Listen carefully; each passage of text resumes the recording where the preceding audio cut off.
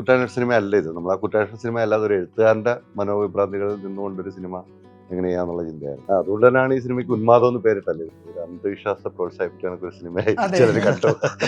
ഞങ്ങൾ രണ്ടും കൂടെ ലൊക്കേഷൻ കാണാൻ പോകുന്ന കർക്കിടക ഒന്നിനാണ്. എല്ലാവരും ഒരു സ്ട്രേറ്റ് ഇൻവെസ്റ്റിഗേഷൻ, ഒരു ആത്മാവിന്റെ റിവെഞ്ച് എന്നൊക്കെയുള്ള രീതിയിലാണ് ആൾക്കാർ അതിനെ ലീഡ് ചെയ്യുന്നത്.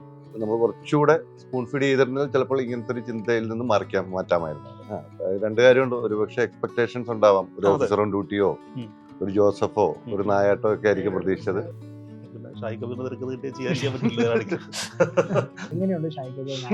വളരെ മോശമാണ്.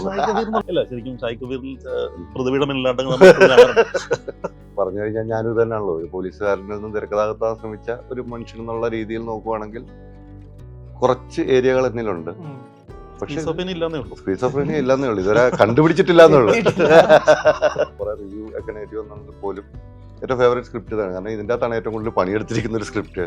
ഞാൻ ചിന്തിക്കുന്നത് കൊമേഴ്ഷ്യൽ അതെന്ന് വെച്ച് കഴിയുമ്പോൾ തീർത്തും ഒരു കൊമേഴ്ഷ്യൽ എന്നാൽ നമ്മളുടെ കഥാപാത്രങ്ങൾക്ക് ഒരു ഡെപ്ത് ഒക്കെ ഉള്ളൊരു കൊമേഴ്ഷ്യൽ.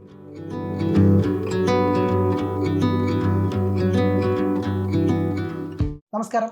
ക്യൂ സ്റ്റുഡിയോയിൽ കിരൺ ദാസ്, ഷാഹി കബീർ, വെൽക്കം. ആദ്യം തന്നെ ചോദിക്കട്ടെ, കിരൺ ദാസ്, ഷാഹി കബീർ കൂട്ടുകെട്ട്, ഇങ്ങനെ ഒരു കൂട്ടുകെട്ടിൽ ഒരു സിനിമ ചെയ്യാമെന്നൊരു ആലോചന എത്തുകയും അതെങ്ങനെയാണ് ഉന്മാദത്തിലേക്ക് എത്തുകയും ചെയ്തത്? ഡയറക്ടർ തന്നെ പറഞ്ഞു. അതായത് ഷാഹിയായിട്ട് ഒരു 2016 മുതൽ ഒക്കെ ഞങ്ങൾ ഒരുമിച്ച് 3 ദിവസാക്ഷിയിൽ മുതൽ ഒരുമിച്ച് വർക്ക് ചെയ്തുകൊണ്ടിരിക്കുന്നതാണ്. അപ്പോൾ ഷാഹി ആദ്യത്തെ സിനിമ ജോസഫ് ഓണായി കഴിഞ്ഞപ്പോൾ എന്നെയാണ് ഷാഹി എഡിറ്റിന് റെക്കമെൻഡ് ചെയ്യുകയും അങ്ങനെ പപ്പേണ്ണ പരിചയപ്പെടുകയും ഷാഹിയുടെ ഫസ്റ്റ് സിനിമ മുതൽ പിന്നെ അങ്ങോട്ട് ഇലവിഴ പൂഞ്ചിറ. അതായത് നമ്മൾ പ്രൊഫഷണലി ഉപരിയായിട്ട് പേഴ്സണലി ഞങ്ങൾ ഒരുപാട് യാത്ര ചെയ്യുകയും അങ്ങനെയൊക്കെ ചെയ്യുന്നതാണ്. അപ്പോൾ ഓൾമോസ്റ്റ് അദ്ദേഹത്തെ കയ്യിലിരിക്കുന്ന കഥകളെല്ലാം എനിക്കൊരു ധാരണയുണ്ട്.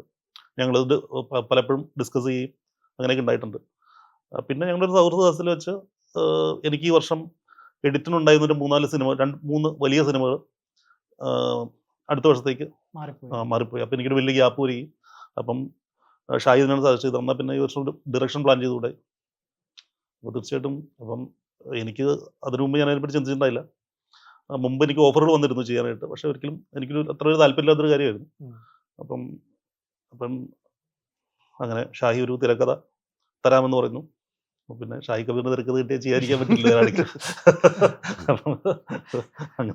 അങ്ങനെ ഇതിലേക്ക് എത്തിയായിരുന്നു. ഉന്മാദം എന്ന്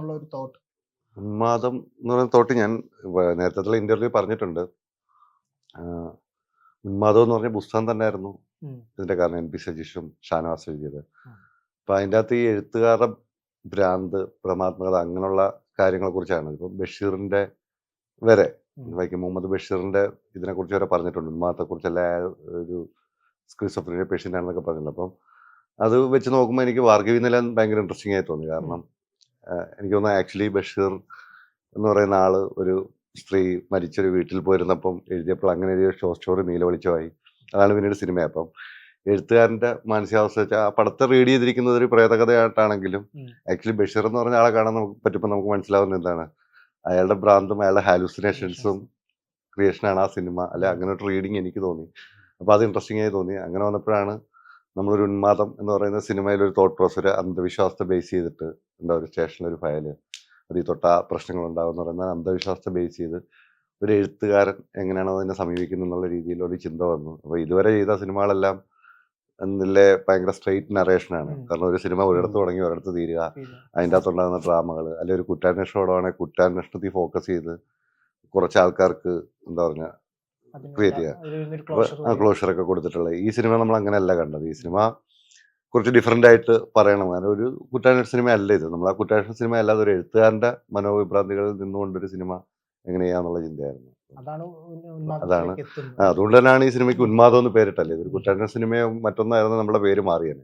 ഷാഹിക്ക് പരിചയമുള്ള പ്രിമിസസിൽ സിനിമ സെറ്റ് ചെയ്യുമായിരുന്നു, പോലീസ് പ്രിമിസസ് സെറ്റ് ചെയ്യുമായിരുന്നു. പക്ഷെ ഒരു എഴുത്തുകാരൻ ഉന്മാദം തന്നെയാണ് സിനിമ.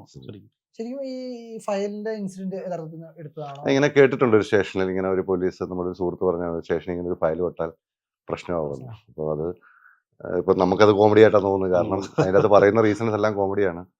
കാരണം എല്ലാ പോലീസ് സ്റ്റേഷനിലും അൺനാച്ചുറൽ ഡെത്തുകൾ ഉണ്ടാവും. പോലീസുകാരുടെ യൂണിഫോമിൽ രക്തം പറ്റും, സസ്പെൻഷൻ കിട്ടും, ഇതൊക്കെ സ്വാഭാവികമാണ്. അപ്പം ഇതിൽ തൊട്ടാൽ എങ്ങനെ സംഭവിക്കും എന്ന് പറയുന്നത് എല്ലാ സ്റ്റേഷനിലും സംഭവിക്കുന്നു. പക്ഷെ ഇതിനെ അങ്ങനെ ഇവിടെ കണ്ടപ്പോൾ എത്തുമ്പോഴേക്കും അത് അന്ധവിശ്വാസത്തിന്റെ ഒരു ഇതിലേക്ക് വരികയാണ്.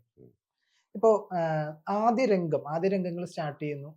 ഷെല്ലി എന്നൊരു കഥാപാത്രത്തെ നമ്മൾ ഇൻട്രൊഡ്യൂസ് ചെയ്യണം. ദെൻ വിത്തിൻ ഫ്യൂ സീക്വൻസുകൾക്കുള്ളിൽ ആ കഥാപാത്രത്തിന്റെ ബാക്ക് സ്റ്റോറി വ്യക്തമായിട്ട് എത്തണം.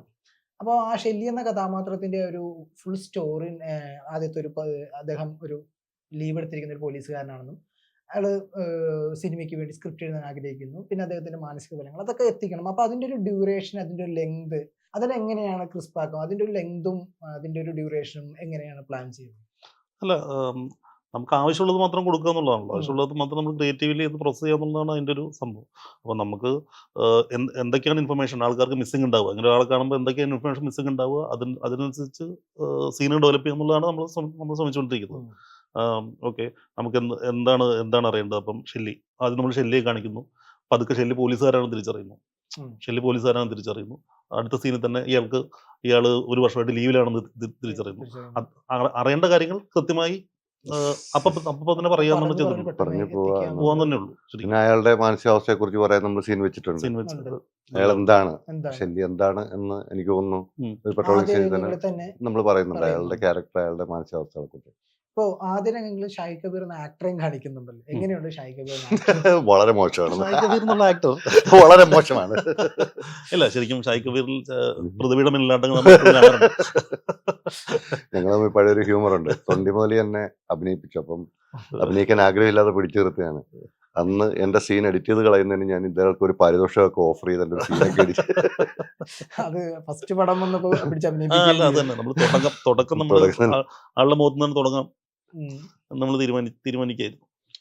അവസാനിക്കാറാകുമ്പോഴും നമ്മളുണ്ട് ആള് തന്നെ വെച്ചിട്ടാണ്.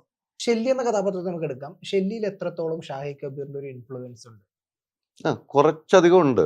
ഇപ്പം പറഞ്ഞു കഴിഞ്ഞാൽ ഞാനും തന്നെയാണല്ലോ ഒരു പോലീസുകാരനിൽ നിന്ന് തിരക്കഥാകൃത്താൻ ശ്രമിച്ച ഒരു മനുഷ്യൻ എന്നുള്ള രീതിയിൽ നോക്കുവാണെങ്കിൽ കുറച്ച് ഏരിയകൾ എന്നിലുണ്ട്.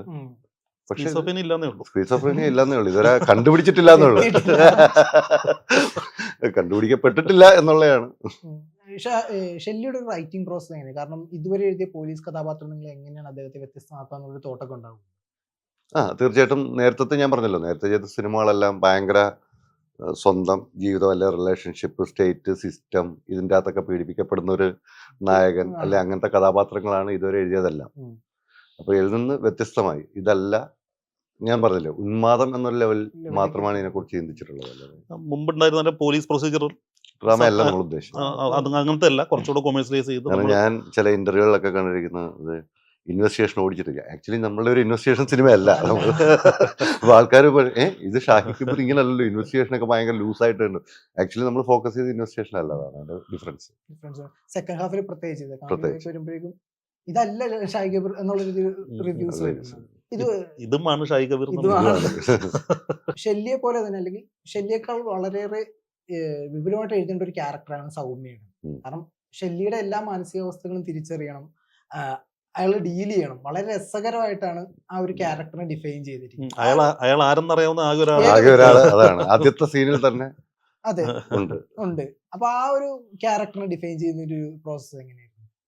അല്ലേ, അത് അങ്ങനെ ഡിഫൈൻ ചെയ്യാന്ന് വെച്ചാൽ ഇതൊരു സ്റ്റോറി റൈറ്റിംഗ് ആണ്. അപ്പം നമുക്ക് ഇങ്ങനെ പ്രൂഫ് എന്ന് പറഞ്ഞ് പോകാൻ പറ്റുന്നതല്ല. കാരണം അവർക്ക് മാത്രമാണ് ഇയാൾ ആരാണെന്ന് അറിയാവുള്ളൂ. സിനിമയുടെ തുടക്കം തൊട്ട് അവസാന നിമിഷം വരെ അവർക്കാണ് ഇയാൾ എന്താണെന്ന് അറിയാവുന്ന ഒരു വ്യക്തി. അപ്പൊ അതുകൊണ്ട് തന്നെ ഭയങ്കര സപ്പിളായിട്ട് ഇയാൾക്കൊരു വിഷയം വരുമ്പോഴോ ഇവരെ ഡീൽ ചെയ്യണം. എന്നാൽ ഇവരുടെ നോർമൽ ഫ്രസ്ട്രേഷൻസ് ഉണ്ടാവും. അപ്പൊ ഇൻ ബിറ്റ്വീൻ ഇത് തന്നെ നമ്മൾ പിടിക്കാൻ ശ്രമിച്ചത്. അത് ഓട്ടോമാറ്റിക്കലി ആ കഥയുടെ ആവശ്യത്തിന് എഴുതി പോകേണ്ടതാണ്. സെക്കൻഡ് ഹാഫിലേക്ക് വന്നിരുമ്പോഴേക്കും ഇയാൾക്ക് ഒരു സ്റ്റേജ് എത്തുമല്ലോ. ഇയാള് പറ്റില്ലടോ എന്ന് പറയുമ്പോ എന്തെങ്കിലും തിരിച്ചു പോരടോ എന്ന് പറയുന്ന ആ ഒരു മീറ്ററും ഉണ്ടല്ലോ. അതൊരു ഭയങ്കര സ്നേഹത്തിന്റെ റിലേഷൻഷിപ്പാണ് നമ്മൾ പിടിച്ചത്. അതൊരു മറ്റേ വഴക്കാളിയായ ഭാര്യ എന്നുള്ള രീതിയിലൊന്നും അല്ല. ഒരു ബോണ്ടിങ്ങും ഉണ്ട്. ബോണ്ടിങ് ആണ്. ബോണ്ടിങ് കാണിക്കുന്നത്.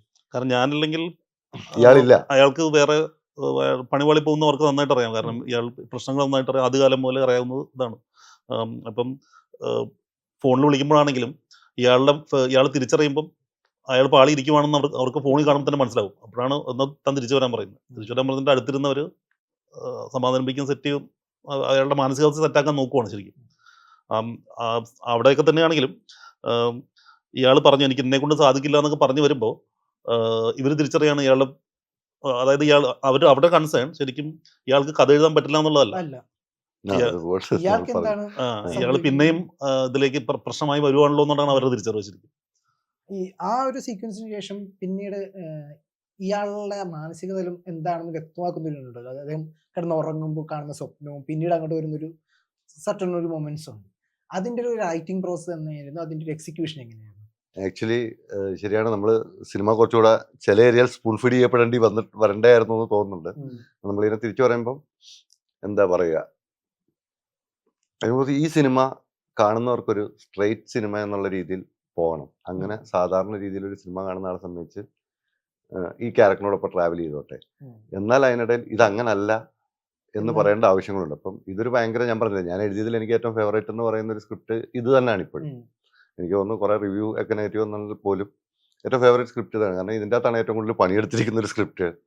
അപ്പോൾ കുറച്ചുകൂടെ എന്താ വെച്ചാൽ സ്പൂൺ ഫീഡ് ചെയ്യാതെ ഭയങ്കര സബ്റ്റിലായിട്ട് രണ്ട് കാര്യങ്ങളും പറഞ്ഞു പോകണം എന്നുള്ള രീതിയിൽ ചെയ്തപ്പോൾ അത് തന്നെയായിരുന്നു ഇതിൻ്റെ ഒരു എഡിറ്റിംഗ് പ്രോസസ്സ്. കാരണം സാധാരണ ആൾക്കാർക്ക് ഇത് എന്താണെന്ന് പെട്ടെന്ന് കിട്ടാതിരിക്കുകയും എന്നാൽ രണ്ടാമൊന്ന് കാണുമ്പോൾ ഇതല്ല ഇങ്ങനെയാണ് എന്ന് തോന്നിക്കുകയും ചെയ്യണമെന്നുള്ളൊരു സ്ഥാനത്തിലാണ് എഴുത്ത് പോകുന്നത്. അതിന്റെ ഈ സിനിമയുടെ ഇന്റർവെല്ലിലേക്ക് എത്തുന്ന ഒരു സീക്വൻസിലേക്ക് അവിടെ ഈ ക്യാരക്ടർ ലാസ്റ്റ് ഇതിന്റെ ഒരു എന്താ പറയാ, അതിന്റെ ഒരു സ്പോയിലർ ആയിട്ടുണ്ട്.